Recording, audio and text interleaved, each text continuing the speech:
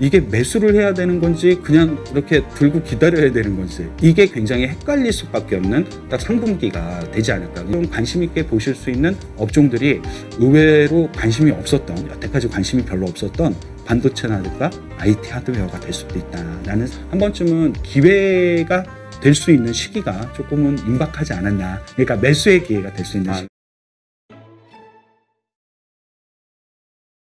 자, 그렇다면 지금 이제 2분기 이제 끝나가고 네. 이제 3분기가 시작이 됐는데, 사실 2분기 실적 3분기까지도 뭐 좋을 거라는 이야기는 있어요. 근데 이제 이게 피크아웃이다. 네. 뭐 이런 논란들이 있기 때문에 주가가 과연 3분기에 어떤 모습을 보일 것이냐. 사실 하락을 예상하는 분들도 많이 있더라고요. 네, 네. 어떻게 보세요? 근데 이게 주가가 이렇게 흔히 얘기하는 하락이라는 의미 자체를 폭을 어느 정도 보느냐가 중요할 것 같습니다. 그러니까 하락을 할 때 그럼 어느 정도 하락할 거냐가 훨씬 더 중요할 수가 있는데, 지금처럼 이렇게 이익이 규모가 이렇게 꾸준히 늘어나는 구간에서는 하락을 하죠, 주가는. 근데 하락을 하는데 그 폭이 크지 않다는 게 특징적입니다. 그러니까 이게 특징적이라고 말씀을 드린 이유가 뭐냐면, 차라리 하락폭이 크면 오히려 여기서 내가 매수의 기회를 노려볼 수가 있다라고 생각을 하는 게 또 일반적인 모습이 될 수가 있는데, 이익이 확장할 때는 코스피가 분기로 하락을 하면 어느 정도까지 조정을 받냐면 대략 5% 정도 조정을 받습니다. 근데 5%면 이게 크다라고 보기는 좀 어렵거든요. 그렇죠. 왜냐하면 물론 이제 종목 단위로 좀 다를 수 있습니다만, 지수가 5% 정도의 하락이면 그냥 일반적으로도 강세장에서 나타날 수 있는 형태이기도 합니다. 그러니까 굉장히 헷갈리는 거죠. 업사이드는 많이 안 보이는데 하락도 생각보다 많이 안 하는. 그래서 이게 매수를 해야 되는 건지 그냥 이렇게 들고 기다려야 되는 건지 이게 굉장히 헷갈릴 수밖에 없는 딱 3분기가 되지 않을까. 그러니까 위로 못 올라간다는 뜻은 아닙니다. 올라갈 수 있는 폭도 분명히 있을 거고, 아직은 뭐 자기 실적들 대비해서 좀 주가가 덜 평가받는 쪽들도 있죠. 아까 말씀하셨던 뭐 반도체, 우리나라 대형주라든가 뭐 자동차 기업도 마찬가지고요. 근데 그렇다라고 해서 업사이드 포텐셜이 굉장히 높지 않은데 이게 밑으로 빠지는 폭도 크지 않다 보니까 이게 아까 말씀 주셨던 이런 박스권들이 계속적으로 진행이 되는, 그래서 하락을 예상을 안 하는 게 아닌데 하락폭이 그렇게 크지 않다는 것도 특징적인 점 중에 하나가 될 수도 있다는 생각을 해두시면 될 것 같습니다. 그렇군요. 자, 그렇다면 이러한 시장에서 우리가 어떤 투자 전략을 가지고 해야 되나? 지금 말씀하신 대로 뭐 어떤 분들은 뭐 현금을 좀 많이 지금 확보를 해놔라. 그래서 그렇게 조정을 받을 때 싸게 주식을 사라. 뭐 이런 얘기도 있고, 그냥 뭐 휴가 가라. 컴퓨터 끄고 뭐 이런 얘기도 있고. 우선 이렇게 주식 시장은 이렇게 모든 사람들이 조정을 기다리면 조정이 잘 안 옵니다. 생각보다는. 그러니까 조정이라는 의미 자체가 이제 낙폭이 크게 됐을 때, 이럴 때를 의미하게 되는데, 지금 상황은 좀 그런 거는 아닐 거라고 생각을 갖고 있고요. 여기서 그러면 이제 어떻게 내가 전략적인 대안과 아이디어를 갖고 갈 것이냐 라는 부분에 이제 고민을 하게 되는데, 첫 번째는 아까 말씀을 잠깐 드렸습니다. 그러니까 흔히 얘기하는 높은 마진을 유지하고 있는 기업들이 상대적으로 좋을 거다. 근데 이게 말은 되게 좋은데 미국에는 이런 기업들이 분명히 있거든요. 네. 그리고 독점 기업들이죠. 아까 말씀드렸던 애플이나 마이크로소프트는 약간 그냥 특별하게 설명을 안 드려도 브랜드 파워가 있는 독점 기업들입니다. 그러니까 오히려 그렇게 할 수가 있는데, 그러면 한국도 이런 기업이 있겠냐? 근데 한국은 영업이익률의 등락폭이 생각보다는 굉장히 심한 국가 중에 하나입니다. 물론 경기가 좋고 나쁨에 따라서 영향을 받으니까 그렇긴 한데, 한국형 하이퀄러티를 찾기가 정말 어렵기는 합니다. 기본적으로. 그래서 하이퀄러티를 찾기가 굉장히 좀 어렵다는 단점을 갖고 있는 거죠. 그래서 지금 좀 하실 수 있는 방법 중에 하나가 뭘까냐라는 부분은, 그러면 아까 왜 앞서서 말씀드렸던 것처럼 우리나라에서 왜 대형주가 처음에 못 갔을까를 말씀을 드릴 때, 이게 이익 비중이 안 높아지니까 어쩔 수 없었다. 그러면 지금부터는 이익의 총량이 크게 늘지 못한다라고 하게 되면 오히려 좀 생각을 해보실 수 있는 건, 그러면 누가 이제 다음 이제 나머지 하반기 때 이익 비중이 높아질까? 이런 것들도 한번 생각해 보실 수 있는 대안이 될 거거든요. 근데 이익 비중이 높아지는 업종들을 보게 되면 첫 번째가 소프트웨어 업종입니다. 아주 공교롭게 흔히 얘기하는 인터넷 플랫폼 또는 게임 업종, 이런 쪽들이 되는 거죠. 네. 근데 이쪽은 이미 주가가 올해 굉장히 많이 올라갔죠. 많이 올랐죠. 네, 그래서 좀 고민인 것 같습니다.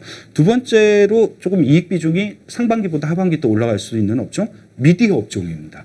근데 미디어 업종도 올해 뭐 주가가 인터넷 플랫폼 회사들만큼 올라갔죠. 그래서 이게 고민인 것 같습니다. 이익 비중이 좋아질 거를 이미 주가가 반영을 했고 그래서 주가가 많이 올랐죠. 그러면 상대적으로 덜 오른 쪽에서 이익 비중이 올라가는 쪽이 누굴까? 근데 이게 또 한국은 아주 공교롭게 반도체의 수출이라는 게 피크가 대부분 다 3분기 때 나옵니다. 그러다 보니까 하반기 때 이익 비중이 올라가는 게 대표적으로 꼽는 게 반도체가 되는 겁니다. 두 번째로는 IT 하드웨어라고 불리는 예를 들면 이제 쉽게 설명을 드리면 뭐 LG 이노텍, 삼성전기 이런 기업들이 포함되어 있는 이런 쪽들이 또 이익 비중이 올라가는.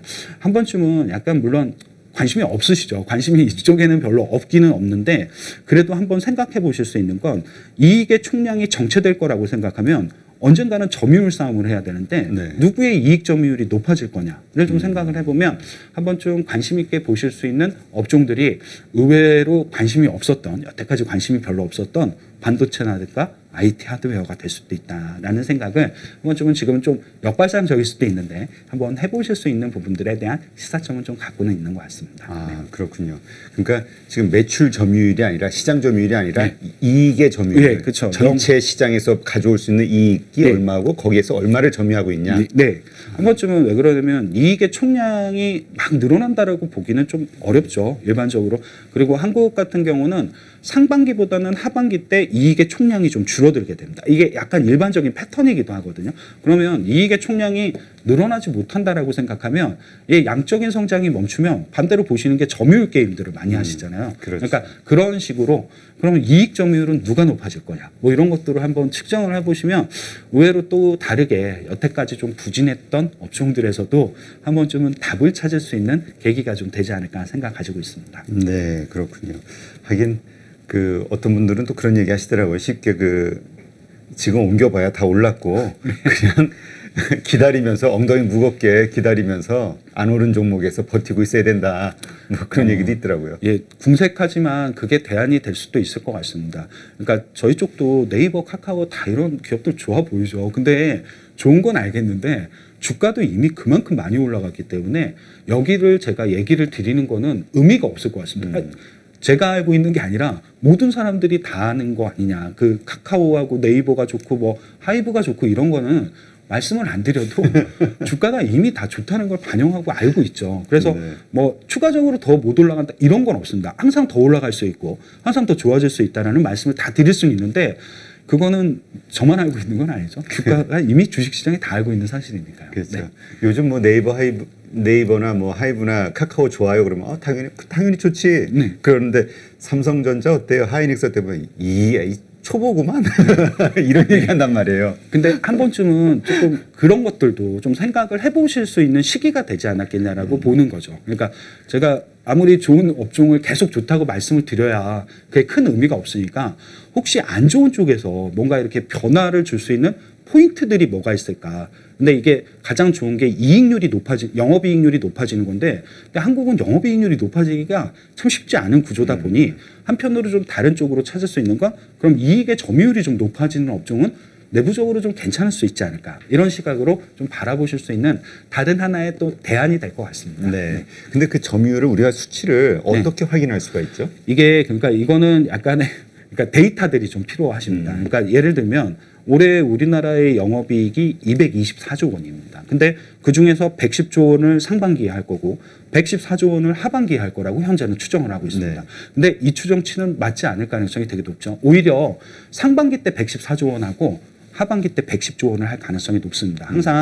항상 한국의 이익은 상반기가 전체 이익의 57%고 평균적으로 그리고 하반기가 43%입니다. 그러면 이거를 갖고 이제 생각을 하는 거죠. 그래서 전체로 이거 데이터들을 이제 가공을 해서 좀 확인을 해야 될 필요가 있는데 아까 말씀드렸던 뭐 반도체라든가 IT 하드웨어는 올해 주가가 별로 좋지 않았는데 이익 점유율은 하반기 때 높아지는 거고 소프트웨어라든가 미디어는 올해 주가도 좋고 하반기 때 이익 점유율도 상반기보다 높아지는 대표 업종들이라고 보시면 될 것 같고요. 다른 쪽들은 거의 다 비슷합니다. 실제로 그냥 크게 변화들이 별로 많이 보이는 업종들은 거의 없는 것 같습니다. 네, 알겠습니다. 정말 좋은 팁인 것 같고요.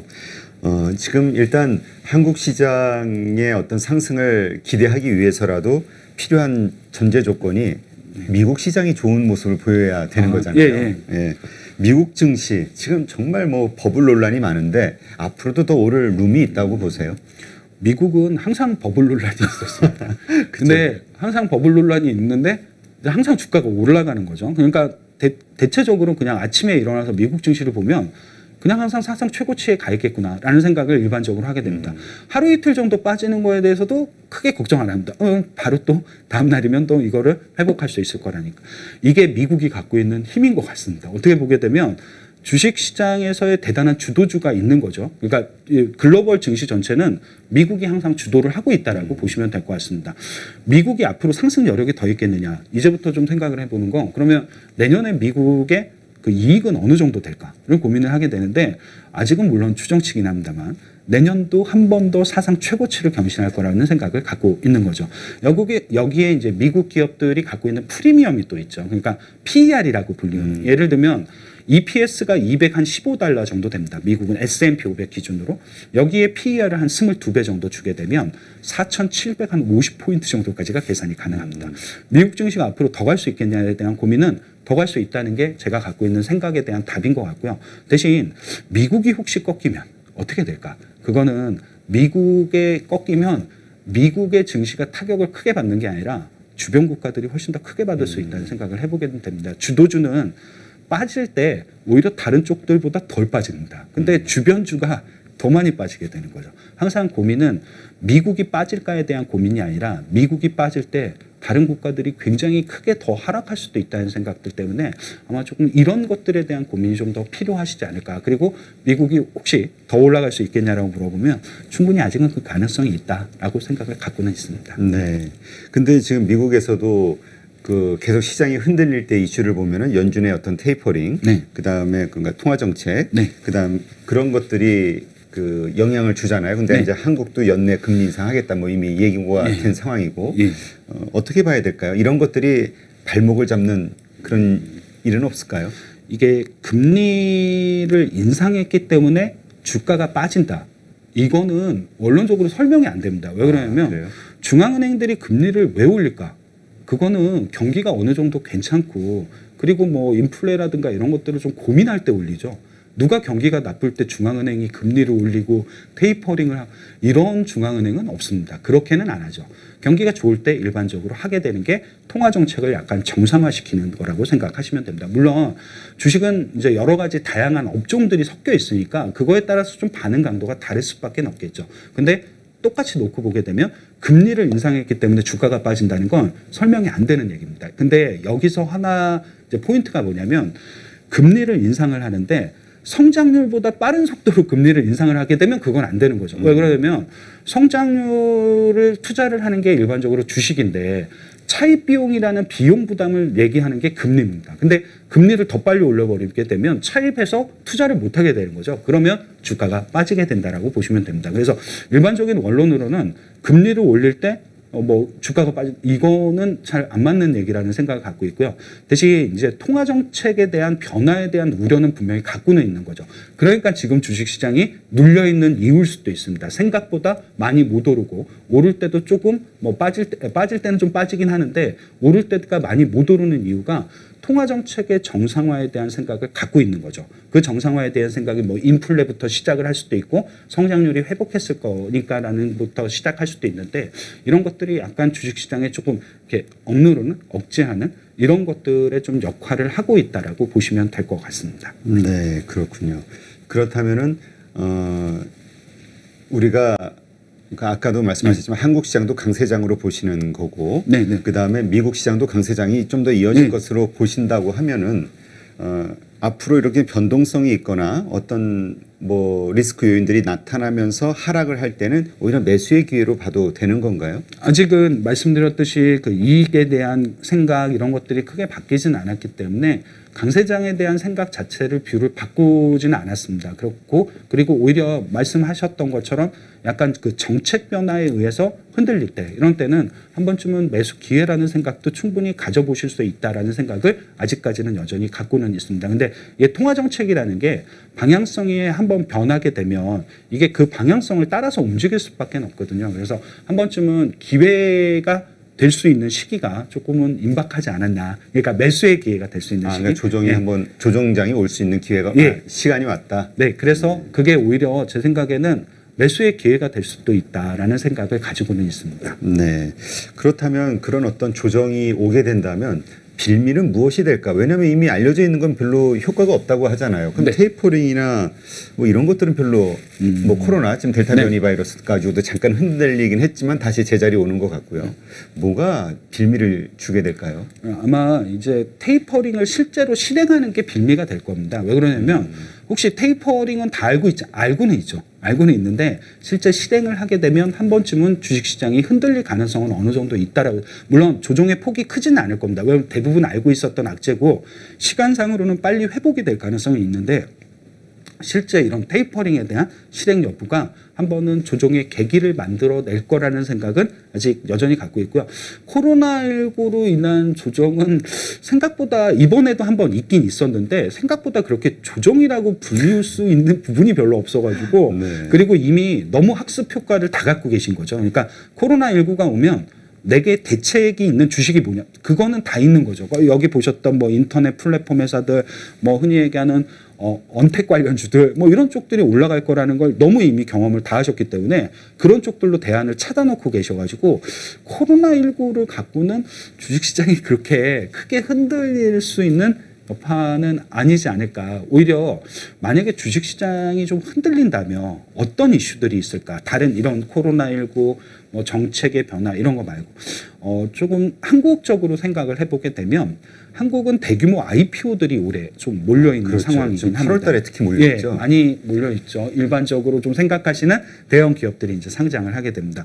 저는 그 기업들의 비싸고 쌈에 대해서는 크게 고민을 하진 않습니다. 왜 그러냐면 그건 시장이 알아서 평가를 하는 거기 때문에 제가 고민하는 부분은 오히려 이런 대형 기업들의 특징이 뭐냐면 시가총액은 굉장히 비싸게 들어오는데 이익의 규모가 과연 거기를 쫓아가는가는 좀 고민스럽죠. 이게 왜 그러냐면 이익 규모들이 아직 그렇게는 아니고 성장성은 충분히 다 있으나 이익 규모는 아직 이제 현실로 반영이 되는 거니까 그 정도는 아닙니다. 그러면 여기서 생각이 드는 게 왜 우리가 주식을 볼 때 EPS를 계산하죠. 주당 순이익이라고 해서 아까 잠깐 미국을 말씀을 드릴 때 215불이라고 말씀을 드렸던 주당 순이익.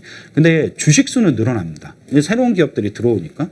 근데 이익은 그렇게까지 크지 않다라고 하게 되면 주당 순이익이 떨어지는 거죠. 그러니까 그런 기업들이 들어옴으로 인해서 전체 시장의 EPS가 낮아질 수 있는 이런 것들을 좀 생각을 하면 여태까지 좋게 봤던 이익 부분이란 부분이 가장 밑에 단이 흔들리게 되는 거죠. 이게 가장 크게 조금 한국적으로는 좀 고민할 수 있는 부분들이 되지 않을까라는 생각을 갖고 있습니다. 워낙에 대형 기업들이 IPO가 많다 보니까 그렇지. 한 번쯤은 생각해 보는 게 그런 것들에 대한 고민. 그러니까 전체로 그런 기업들이 들어오면서 우리나라 전체의 EPS가 낮아지는 이런 것들은 좀 고민해 보심직한 하나의 리스크 요인이라는 생각은 갖고는 있습니다. 네. 사실 지난번에 그 SKIT 테크놀로지인가 뭐 하여튼 그거 할 때 그 돈이 그냥 그쪽으로 몇십 조가 들어가 버리면서 시장이 약간 주식을 매수할 돈이 없으니까. 그렇죠. 그게 대기 자금으로 다 걸려 있다 보니까 그리고 지금 이제 새롭게 들어오는 IPO 하는 기업들도 워낙에 관심들이 많은 기업들이다 보니 조금 그럴 가능성이 좀 있겠구나라는 생각은 갖고 있습니다. 물론 이게 본질을 흐트리진 않을 수 있어도 실제로 좀 고민되는 부분은 조금 생각을 말씀을 드릴 수 있는 리스크 요인이라고 보고 있습니다. 그러면 그 조정 말씀하신 대로 이제 그런 그 여러 가지 상황이 됐을 때 조정이 올 수 있는데 그거를 그러면은 올 하반기 정도로 이렇게 보고 계시는 건가요? 네, 약간 좀 그러니까 IPO도 몰려 있고 뭐 실적들도 좋아지는 것들. 그러니까 예를 들면 일반적으로 우리가 실적들을 많이 보실 때 왜 YOY라고 하잖아요. 그러니까 전년 동분기 대비 올해 이익은 얼마나 늘었을까. 근데 YOY로 보면 이미 한국 기업들의 실적도 피크를 아웃한 거죠. 그러니까 정점을 지난 거죠. 그러면 이미 기저효과는 다 소멸됐고 반영이 됐고 이제부터 3분기부터는 약간 이제 진검승부 아닌 진검승부를 해야 되는 단계니까 조금은 조정의 가능성을 어느 정도로 염두를 해두고는 있습니다. 근데 이게 기저효과라는 게 없어진 상황에서도 이익이 늘어나면 그 기업이나 그 업종은 상대적으로 꽤 오랜 시간 동안 주도주의 역할을 할 수도 있다는 생각. 그래서 오히려 조정을 이렇게 주도주를 발견하고 업종을 발견하는 하나의 시간으로 좀 생각을 해보시면 그게 오히려 활용할 수 있는 전략에 대한 아이디어가 될 것 같다는 생각도 갖고 있습니다. 네. 그렇다면 그때 떠오를 수 있는 주도주의 역할을 할 수 있는 네. 그 기업들의 특징이랄까요? 뭐 섹터랄까? 이런 거는 어떤 것으로 예상하세요? 이게 우리나라 기업들의 이익은 내수의 소비가 결정하진 않습니다. 그렇죠. 그러니까 외부의 수출이 결정을 해버리기 때문에 그러면 글로벌하게 수요가 가장 늘어나는 쪽들이 가장 좋은 거죠. 한국 같은 경우에서 입장에서 생각을 해보게 되면 물론 아까 말씀드렸던 반도체도 이런 케이스에는 들어가게 됩니다. 그러니까 여전히 빅테크 기업들의 주가도 좋고 실적도 좋고 그러면 언젠가 실적도 좋고 매출도 좋으니까 투자를 해줄 수 있을 거라는 생각. 그러면 투자를 하게 되면 결국 반도체라든가 이런 부분들에 대한 수요, 뭐 흔히 얘기하는 2차 전지 또 이런 쪽에 대한 수요들이 계속 늘어날 거라고는 보고 있습니다. 그리고 또 하나 최근에 기업들의 투자의 특징적인 점 중에 하나는 환경 투자를 많이 한다는 거죠. 엄청 신경을 많이 써야 되니까 ESG 이런 것들 때문에 그래서 이런 쪽들에 대한 투자 아마 여전히 주도권을 갖고 있는 쪽들은 흔히 얘기하는 반도체라든가 뭐 2차 전지라든가 아니면 약간 이제 친환경 관련된 이런 쪽에 대한 투자를 하고 있는 관련된 기업들 이런 쪽들이 여전히 좀 유망할 거라는 생각을 아직까지는 갖고 있습니다. 이런 쪽들이 글로벌하게는 아직 수요의 성장을 갖고 있는 쪽들이기 때문이다라고 보시면 될 것 같습니다. 네, 그렇군요. 근데 그 아까 하반기 이제 조정이 올 것으로 예상하시는 그 시점은 이제 하반기라고 말씀하셨는데 이 하반기에 대한 기준이 다 틀리시더라고요. 저는 그래서 하반기라고 하면 그냥 보통 한 10월, 11월 4분기 정도를 생각했는데 어떤 분은 딱 12월로 보시는 분도 있고 팀장님은 어떻게 계산을 하세요? 하반기의 기준을? 그냥 저는 약간 지금부터 어쨌거나 조정의 시간이 이제 왔고 그 안에 들어가 있는 상황이라는 생각을 갖고는 있습니다. 제가 말씀드린 조정은 그렇게 센 조정이 아닐 수가 있기 때문에 그냥 슬로우하게 넘어갈 수도 있는 부분. 근데 이게 조정이 기간 조정일 수도 있는 거죠. 어떻게 보게 되면 시간의 조정. 그러니까 예를 들면 가격의 조정이 아니라 시간의 조정. 그래서 지금부터 진행되는 그 과정 안에 서 있다라는 생각을 저는 조금 갖고는 이미 시작이 됐다. 네. 그래서 뭐 그게 이 과정에 지나가는 그 기간에 대한 시간에 대한 조정이 시작이 되고 있다라는 생각을 갖고는 있습니다. 오히려 약간 뭐 타이밍을 보면 좀 다른 생각일 수는 있는데 주식 시장에서 가장 큰 격언 중에 하나가 5월에 주식을 팔고 9월에 주식을 다시 사는 방법입니다. 한 번쯤 물론 이게 계절성이니까 안 통용될 수도 있겠죠. 근데 항상 그 격언이 잘 맞고 있다는 생각이 좀 드는 시점이기 때문에 한번 생각을 오히려 해보심이 오히려 매수할 수 있는 시간은 4분기 정도쯤이면 가능하지 않을까라는 생각을 갖고도 있습니다. 네. 그렇군요.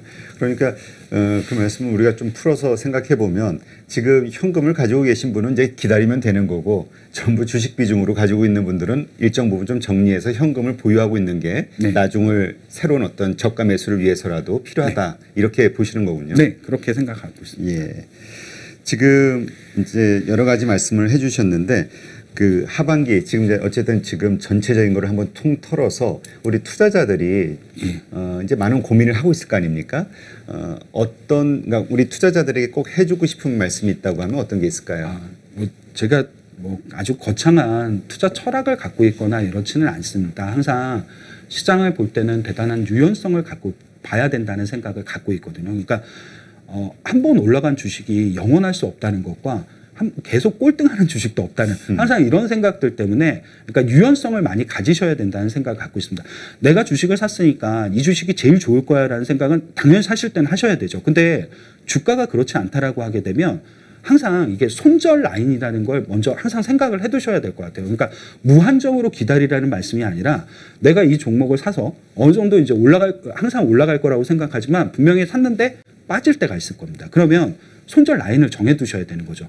나는 무조건 종목을 샀을 때 한 5% 정도 마이너스 나면 팔 거다. 아니면 뭐 10%다. 이거는 감내하실 수 있는 폭들이 다르기 때문에 딱 어느 정도 규정을 할 수는 없습니다만 항상 선을 좀 위로 올라가는 건 선을 안 정하셔도 되겠죠. 그거는 이제 상승하는 거니까 선을 안 정하셔도 되는데 아래로 떨어지는 건 항상 선을 좀 정하시고 이렇게 투자를 하심이 오히려 가장 투자를 리스크를 줄일 수 있는 방법이 되지 않을까. 종목을 잘못 볼 수 있습니다. 사람이 선택하는 거기 때문에. 근데 대신 손절의 라인을 좀 밑으로 좀 정해두시면 나는 마이너스 5, 마이너스 7, 10 이렇게 정해두신다라고 하게 되면 오히려 그게 한편으로는 좀 더 유연성 있게 주식시장을 좀 더 바라보실 수 있는 계기가 됐고 하나의 매매 기법이 될 수도 있지 않을까. 너무 당연한 얘기긴 한데 이게 꼭 내가 주식을 사면 그걸 까먹게 될 때가 되게 많거든요. 내가 주식을 사면 올라갈 거니까. 근데 그렇지 않을 경우가 훨씬 더 많기 때문에 항상 내가 어느 정도 마이너스를 감내하고 어디까지가 나의 손절 라인인가 꼭 이거를 정해 두시고 종목을 보시는 게 맞을 거라는 생각 가지고 있습니다. 네, 참 이게 그 누구나 다 아는 얘기인데 참 행동하기가 어렵죠. 이 피 같은 자기 돈을 손절한다는 게. 그렇죠. 근데 내가 손절 라인을 정해두지 않으면 무한정 빠질 수도 있고 무한정 기다려야 될 수도 있고 장기 투자하지 않으려고 했는데 공교롭게 장기 투자로 가는 경우도 있고 이렇습니다. 그러니까 항상 조금 손절 라인, 내가 얼마를 감내할 것이냐 이런 것들을 꼭 주식을 하실 때 생각을 좀 해두시면 좋지 않을까. 물론 저도 말은 이렇게 하지만 되게 쉬운 얘기가 아니라는 건 알고 있습니다. 그리고 항상 까먹죠. 살 때 까먹죠, 이거를. 그렇죠. 근데 그러지 않고 항상 상기시키는 형태. 마이너스 5다, 마이너스 7이다. 이렇게 꼭 머릿속에 각인을 하시면서 하시는 게 좀 더 좋을 것 같습니다. 네, 알겠습니다. 네, 이렇게 해서 아주 좋은 인사이트, 팁을 많이 배운 느낌인데요. 예, 이제까지 하나금융투자의 이재만 글로벌 투자전략팀 팀장님과 함께했습니다. 오늘 좋은 시간 감사합니다. 감사합니다.